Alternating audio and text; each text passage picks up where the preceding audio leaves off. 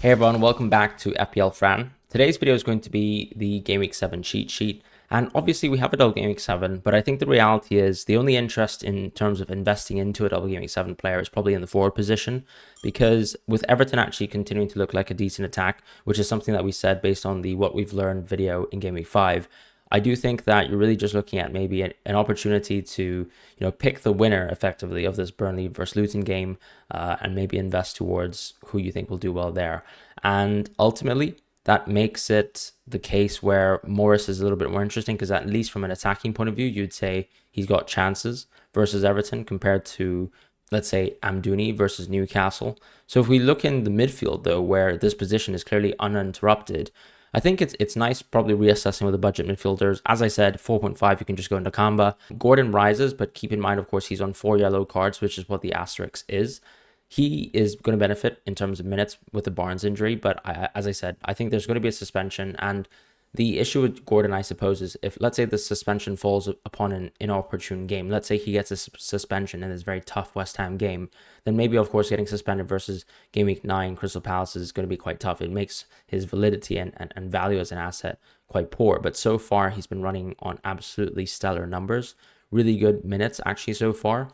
Much more than we expected, and that's why he continues to get a rise in the cheat sheet. Gibbs White and Neto, these players are both very interesting, both crucial to their team so far. Gibbs White a little bit less talismanic, if you will, compared to Awani, but we know he's also on penalties. So let's say if the Nottingham Forest team is actually able to, let's say, have these good fixtures, such as Game Week 9 versus Luton Town, then these are good opportunities where you'd expect Gibbs White to have a little bit more involvement and to benefit in these games. As far as Dan Juma, he actually gets a drop because he got benched last week. This is something that I have to say I couldn't get right. I didn't call right in the previous week. Was not expecting Sean Dyche to actually change the formation up. Interesting to see, of course, that Everton sort of switched things up versus Brentford, and that might mean different tactical changes going forwards, where you can continue to see, for example, Dan Juma being out. On the other hand, Doucouré has actually benefited so far from Everton just over the course of the season, right? When you look at the underlying stats, this is a player who is traditionally seen as a box-to-box midfielder who is now basically running at double the sort of offensive output that he had last season from an underlying point of view. So Doucouré is a very interesting differential, but whether you really want to step into that when you have some of the good picks going forwards that you have a little bit more confidence in terms of their position, for example, Neto, Gibbs White, Gordon, even Dan Juma to an extent, these are all players will always occupy attacking positions. Whereas with Doucouré, yes, of course, he has been occupying attacking positions, but it might change, right, based on, let's say, if there's an injury. As far as 6.0 to 6.9 players, Mbeumo and Diaby actually still remain at the top. I think that there's a key need to also not over assess, let's say, Brentford's really poor attack in the last 2 games. First of all, one of those fixtures was versus Newcastle, and second of all, the other fixture was versus Everton. But we also should not overreact to effectively one game of sample size when it comes to them not stepping up in an easier fixture on paper. So far, as we said in Game Week 8 or Game Week 5, for example, in that What We've Learned series, at the same time, they were actually the leading team in terms of expected goals. Now, this has changed and the climate has changed, but it is interesting to still sort of picture Brentford almost as a top half team and not to overassess. And Mbeumo ultimately is a penalty taker, and there's a lot of value there. Diaby, of course, it feels a little bit better, because instead of a sort of like AB structure that Mbeumo has in terms of fixtures, if you see Mbeumo, good Game Week 7, bad Game Week 8, good Game Week 9, bad Game Week 10, good Game Week 11. Whereas Diaby, it just feels like a really clean run of fixtures after a relatively tough Game Week 7 game, which is still at home anyways at Brighton. I would say, of course, he has a very clean run of fixtures and the underlying stats are there. He, of course, is not on penalties, but still, this is very impressive early signs from an Aston Villa team and an Aston Villa player here, new to the Premier League, of course. As far as Ward-Prowse, he joins the cheat sheet. He has been running on very good data so far this season. And the key thing, of course, is not only just data from just, let's say, being a set piece taker and being a creative player in dead ball situations. Ward-Prowse is now actually someone who's actively involved in open play for this West Ham team. So the underlying stats in terms of expected goals have already shot up as a result of that. And that's very interesting, right? Because we have historical data suggesting that Ward-Prowse is a very clinical finisher. So you would argue, for example, let's say when you look at players like Son, or when you look at some players like a Madison even, that these players who are very good at, let's say, long shot taking and generally with better and more increased shot opportunities, Ward-Prowse would probably benefit as well over the season in terms of his own goal output. As far as Eze, he unfortunately gets a fall. I really think that Eze is one of the most unfortunate picks so far. I think a lot of people have been upset with their Chelsea and United picks, but I think the class of owners outside of, let's say, Richarlison owners from Game Week 1 that probably have the right to be the most upset are probably Eze owners. He has had fantastic underlying stats so far. And for example, when you look at a simple comparison, let's say Mitoma, who has effectively amassed very, very similar expected goal involvement to Eze, the fact that Eze has almost nothing to his name versus Mitoma, who has hold aplenty, is such an interesting climate. And I think, indicates, of course, that it has been very unfortunate for Eze. And he does get a drop just because United and Newcastle are on the radar. But I think as soon as Game Week 10 rolls around, or let's say if you were even planning for a Game Week 8 wildcard, you can still very seriously choose Eze over, let's say, Mbumo. And I've always been very high on penalty takers. It's why I place a lot of value into them. Doku and Mitoma. With Doku and Mitoma, I think the interesting thing with Doku, of course, is that Grealish played a couple minutes in the Nottingham Forest game. And of course, you have some players coming back fit soon. But with Mitoma, what I think is even more interesting is that we're now looking at terrible fixtures for Brighton, but we are seriously considering them as a top 4 team. And if we do think that Mitoma is actually their best asset and their best attacking player, then I think it's very hard to, for example, put Mitoma down to a differential at any point in the season. And you kind of have to just pay respect to the fact that Brighton right now are that sort of leading top 4, even top 3 Premier League offense. As far as the 7.0 to 7.9 players, Maddison obviously has an injury risk. I think this, when we talk about injury risks as well and asterisks there, you have to look at Saka and the news there because it's also tied to Maddison, who's so close to, for example, the Knicks price tier. In terms of Foden, I think he's quite an easy hold this week. I would not be worried about Foden.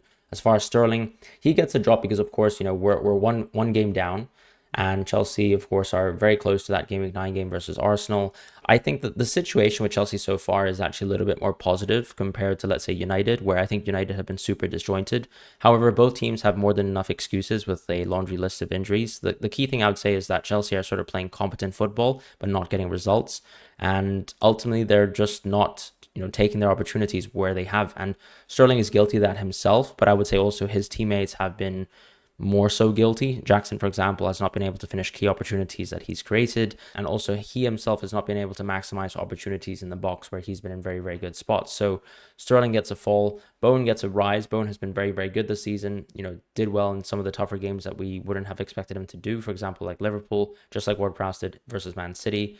But you're still looking at, let's say, 2 tough fixtures in Game Weeks 8 and 9. I think with Ward-Prowse and Bowen, yes, of course, they get a rise this week, but I don't think I consider them as green picks up until Game Week 10. This, of course, is a perfect opportunity to think about dead-ending your teams, and West Ham players might actually help you do that. Let's say, for example, if Saka's out or Maddison's out, this is a good game week to actually invest into those sorts of players in the midfield position, as opposed to, let's say, going for a double game week player, right? Because if you can't, let's say, go towards the forwards because you actually need to replace a midfield this week, it could make sense to go there instead. Now, I would say probably Morris is still actually better than any of the midfielders when it comes to single game week dead ending. But if you, let's say, are dead ending in the near future, let's say game week 10, and you still really want to capture this Sheffield United game for whatever reason, then yes, of course, you can still go for these West Ham assets, but just know that they're not absolutely premium picks. As far as, let's say, the 9.1 to 8.5 territory, I think the only change here is Rashford drops. When you actually look at a situation where Fernandez's underlying stats have actually gone up and up and Rashford's have actually stayed level, and he, of course, is someone who actually had much more expected goals last season compared to, let's say, Bruno, which is why even though there was a gulf in terms of expected goal involvement, Rashford still looked like the more interesting asset. Now you're actually looking at a situation where Fernandes so far is running on very, very good non-penalty XG. He has, of course, taken a penalty so far as well. So we'll need to see, obviously, if the data continues to show that Fernandes is actually getting into better spots this season. I would intuitively say that actually United look worse both on attack and defense. That's not exactly a huge problem because I think they were still relatively mispriced, but have failed to deliver so far. And with some players actually coming back into the team, they could continue to be very good picks. I would just say, of course, the priority is now still players like Son, still players like maybe keeping Fernandes over Rashford, and then also just looking towards a Maddison for the time being, and then making your decision between, let's say, Mbumo and Diaby, or even Eze, or Ward-Prowse. As far as Salah, he stays the king, and we gave him a rise that last week, so very fair, of course, that he did well. 2 tough fixtures now, of course, this is the reality with Game Week 7 and Game Week 8. 2 away fixtures versus 2 tough teams. Now, you might argue that both Tottenham and Brighton don't really seem to be very poor or don't seem to be really strong defenses, and actually you'd be right. But ultimately, you always prefer home fixture, and Yes, of course, Salah is emerging almost as another fixture-proof asset for now, with the Liverpool team actually looking much more improved.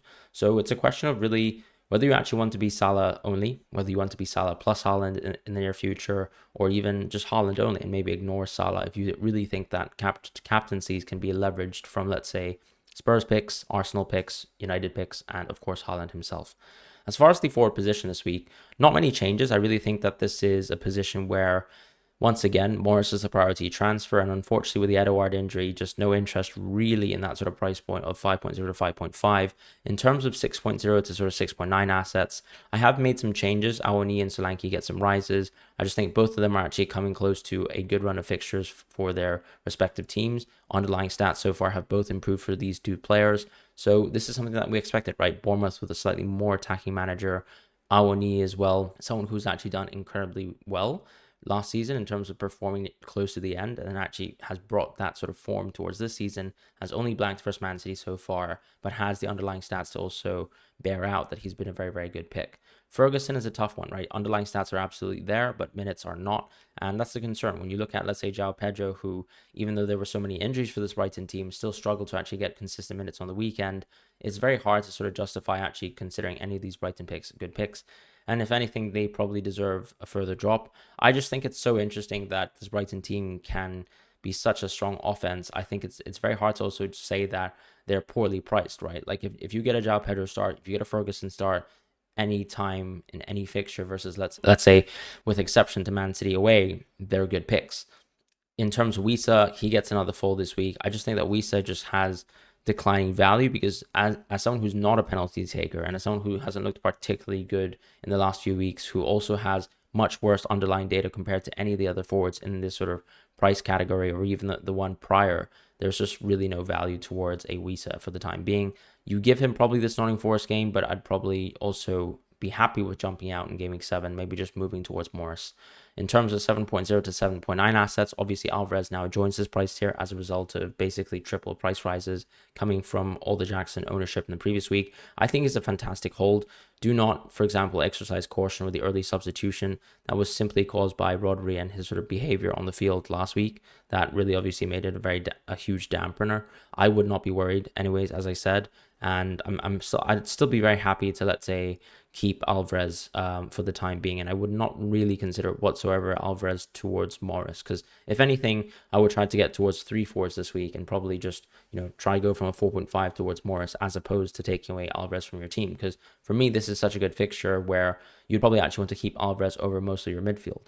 As far as Højlund, I still think that because I can guarantee his minutes compared to all these other players here, and like Isaac and Darwin, who have huge X-Men's doubts, and Jesus obviously benefits from the recent injuries, but concern for Jesus obviously is going to be fixtures, right? When you look at City and Chelsea, not exactly best games 8 and 9. Yes, of course, Chelsea don't look like a particularly good team, but they also don't look like a super fragile defense. So hard to see, for example, Arsenal absolutely blowing them apart. Now that could happen. Arsenal absolutely blew apart a team like PSV, who a lot of people still hold as a competent team, but those are just my general opinions so far. I think you look at those Arsenal games 8 and 9 as being not so great. Jesus obviously also being a rather unclinical finisher sort of takes into that, and then also not being a penalty taker. I think it's a holding pattern here for this sort of price bracket. It's more about the next price bracket that it's super interesting, right? Where you have, let's say, both Watkins and Wilson being very good picks. I would say with Watkins and Wilson, these sorts of players are the ones that you actually really want to be stepping into. Wilson feels like more of a dead end sort of punt for Game Week 8 as far as for Game Week 7, in preparation of a Game Week 8 wildcard. But as far as Watkins, you're looking at a player here who generally probably needs to have more consideration. I know a lot of people have been going out of Watkins for the time being, but as soon as Game Week 8 comes, you probably want to have more Watkins in your team, and I would still prioritize him over Alvarez, when it comes to Game Week 8. As far as now, you can obviously, ignore Watkins for the time being, but as soon as Game Week 8 or even 10, let's say, comes around and you're looking at wildcards for those weeks or even Game Week 9, then of course Watkins becomes a very serious pick in your consideration. And as I said, with Wilson, the interesting thing is as long as you get consistent minutes with Wilson, like let's say 60 to 70 minutes, he's very much in that sort of Darwin territory where you generally think that he can be a fantastic pick. And with Isaac sort of seemingly playing those kind of cup fixtures and Wilson playing the Premier League, that just puts him in a very good position for the time being. As far as the defense for this week, once again, this is a week where I think this is the time to sort of just recognize that as you're building towards your next wild card, there are a lot of good attacking fullbacks from many different teams, and you need to consider actually what weeks you actually plan to wild card to actually maximize on understanding which picks you actually want to go for. The simple reality is obviously at the very cheap price points, you've got Reguilon, who is at a slight injury risk and might have to deal with Malacia coming back. Bell and Kabore, of course, your best picks for the double game week here, but still not a very serious, selection of players. As far as 4.5 to 4.9, this is interesting, right? You've got two Newcastle assets that I think are the priority picks to go for this week still, if you haven't actually already invested into, let's say, at least a double up of Newcastle. On the other hand, if you actually plan to wait for game weeks 8, Cash and Udogie are still back on the radar. The same thing with, let's say, a player like Zinchenko, where if you're planning, for example, a game week 10 wild card, he would be absolutely essential then. If you, let's say, needed a transfer for this week and you don't really want to get another Newcastle player, Dalot is also someone who is absolutely there on the radar. The next 3 fixtures are actually really good. Whereas when I compare it to, let's say, the Newcastle team that obviously a lot of people will have FOMO for, game week 8 is a tough game, right? It's West Ham away. A lot of people are investing into West Ham attackers as well. So also expecting that they might be able to get something away from that Newcastle game. I think Newcastle are a great team, a great defense, but clean sheets are not something where you can just get them whenever you want. So tough fixtures are tough fixtures. West Ham away is a tough fixture, and I wouldn't expect much there. Whereas with United, I wouldn't say that the chances, for example, are as great as, let's say, Newcastle versus Sheffield United away or Burnley at home. But you've got 3 really good fixtures back to back, and you can't dismiss that with someone like Dalot, who seems to have nailed down a position in the team just because there's so many injuries around him. As far as sort of differentials, who I wouldn't really consider but are still interesting, I would say Colwill, Tarkowski, and Agard are sort of in these spots. I've dropped Colwill just because Chelsea, as I said, more fixtures away from Chelsea's good fixtures just mean that their assets are sort of amortizing as we speak. As far as Tarkowski and Agard, you got two players who are interesting, right? Because Tarkowski has really good fixtures game week 7 and 8. And as far as Agüero, when you look at, let's say, overall the course of the 12 game weeks, and maybe even, let's say, your comfort in teams like West Ham or in teams like Everton, who seem to be actually back on track, these are the probably assets who are interesting from a goal scoring point of view, where, of course, Tarkowski got 1 goal, 1 assist in the previous week, but Agüero as well, when you look at expected goals, is a very serious pick. So I would say these are the ones to target if you really want to go for a differential and you want to sort of bypass the attacking fullbacks for whatever reason. But for the time being, I would say stick towards the green picks. And I think that's why I've created a separation, right? No yellow assets in this price tier. 5.0 to 5.3. Not many changes, right? I've actually dropped Saliba because it feels like he is just not attacking whatsoever. If anything, the fact that Gabriel's at 4.7 probably leans me towards actually spending money towards getting him instead. Now, you also have Zinchenko, who is an early sub every game. But in FPL, you're not really, suffering too much if you're an early sub, right? Sometimes it's actually better. So if you actually can continue to guarantee Zinchenko starts and he's an early sub, that's not really a problem. I think Zinchenko still actually remains the best Arsenal pick to go for, whereas Saliba pales in comparison. And also, if, let's say, in the next wildcard that we have, you get a chance to actually go for Raya, and let's say Ramsdale doesn't get a sniff at the goalkeeping spot in the next few weeks, then Raya becomes basically the go-to Arsenal defender asset, and Saliba doesn't really have much value at 5.2. So those are my thoughts there. And then 6.5 to 7.9, no changes there. As far as the goalkeepers this week, I haven't made too many changes. I have given Leno a rise. I just think there's a lot to be done in terms of, let's say, admitting when we make mistakes. I think Leno I've always classed as a tier 2 asset, but so far this Fulham team have been overperforming. When you look at underlying stats, they're actually a bottom 3, bottom 4 defense, and Leno has been absolutely balling out. He didn't make too many saves versus Crystal Palace, but you can also argue that if you've been watching the games for Fulham, that they've been a little bit fortunate with actually getting clean sheets. But it makes sense to actually go for Leno because, as we've been saying in the past, someone like Leno, even Pickford, for example, have been very, very good shot stoppers in the past. So with Leno actually, having 2 to 3 seasons now straight of very, very consistent advanced shot stopping metrics, I would say Leno's a very good pick to go for. It's going to be hard, and it might be even classified as a FOMO transfer, but this is the reality, right? This Chelsea team struggled to sort of score. This Sheffield United team do as well. And it's a nice time to actually jump into Leno, even though it feels like you've missed a boatload of points from him. And this is how I feel as a manager as well, owning Pickford and getting nothing really from goalkeeper so far. As far as Johnson, it does seem like Henderson actually might have an injury, so I think that he's actually back on the menu. if we actually get confirmation that Dean Henderson's out for a long time, I would actually say that maybe Johnson's would be considered as a green pick, right? This Crystal Palace team, as we said, have always been in that sort of top left quadrant where there are a good defense and a bad attack. And Johnston really does benefit from that because he's a cheaply priced goalkeeper, playing for a team that is actually very consistent when it comes to getting clean sheets. And I think I would also put Sanchez in that sort of position, right? If you don't have any value or don't place any value over this Chelsea team from an attacking point of view, at the very minimum, we can say that they've been pretty decent on defense. So I quite like Sanchez for that reason. Kaminsky and Trafford, transfers to go for if you're dead ending your team. Otherwise, just not really quite serious. Raya, more information is needed to see whether he actually can keep his spot, whether he continues to play both the Champions League games and the Premier League games. But for the time being, of course, he's firmly on our radar, particularly for a wild card. And I think, maybe on a wild card 8, I wouldn't have the confidence to do so because ultimately you've got 2 fixtures back to back that aren't so good for Arsenal. But by game week 10, if you're wild carding then Raya can be a super pick. As far as Flecken, he gets a fall. And the reason why I've actually dropped Flecken, and also you'll see Ederson as well so deeply, is because they will have a blank within the sort of general trajectory of game week 18, and you have to sort of look and plan ahead towards the fixtures. Flecken is probably not the keeper you want to go for because of that blank, and the same thing with Ederson. As far as Pickford, he might actually deserve a rise, but we'll have to actually see him get a clean sheet first before I'm actually daring to even move Pickford in the cheat sheet. I do think actually Everton, have the personnel, have the underlying stats so far to suggest that they actually could be an interesting team from, let's say, getting goalkeeper points, from actually getting clean sheets for once. But as I said, these are the fixtures to do it, game week 7 and 8. If they can't do it, then we'll probably have to just respond accordingly by removing Pickford from the cheat sheet. As far as 5.0 assets, Onana, of course, he actually got another clean sheet once again. It's tough to actually say that Man United really deserved those 2 clean sheets. I think Amdouni was so close to scoring, hit the post. But overall, Man United's fixture run is so smooth compared to, let's say, Vicario's from a defensive point of view. Plus, actually, I think I much prefer, let's say, Udogie or Porro compared to Vicario, even though Vicario actually looks very, very good as a keeper and promising. Whereas with Onana, he's got access to bonus points at times when they get the clean sheet. Plus, also, with the exception of Dalot, not too many defenders to actually compete with. And also, Dalot is very, very similarly priced to Onana, whereas Udogie, at least you've got a cost saving there of 0.3.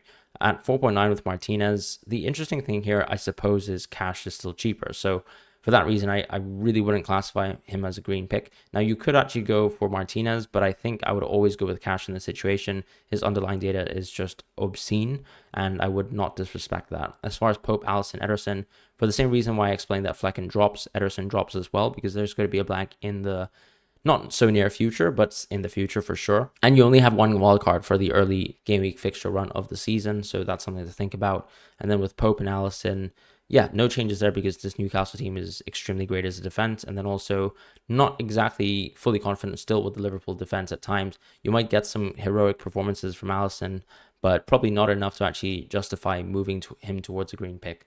And that's going to be the cheat sheet for this week. So thank you guys so much for watching, and I'll see you guys in the next video.